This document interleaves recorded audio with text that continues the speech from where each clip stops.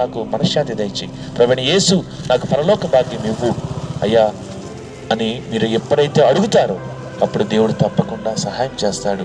కాబట్టి బైబిల్ సంపాదించుకోండి. దగ్గరలో ఉన్నటువంటి ఎవరైనా క్రైస్తవులను అడిగితే బైబిల్ ఇస్తారు. బైబిల్ చదవటం ద్వారా దేవుడు తప్పకుండా దేవుడి యొక్క వాక్యం అర్థమవుతుంది. లేదా మా దగ్గర కొన్ని పాంప్లెట్లు ఉన్నాయి, అవి తీసుకునైనా సరే దేవుని వాక్యం మీరు చదవచ్చు. ప్రభువైన యేసు పరలోకం ఇచ్చే ఆ భాగ్యం ఉచితమండి. మారు మనస్సు, పశ్చాత్తాపము, విరిగి నలిగిన మనసే దేవుడు కోరుకుంటున్నాడు.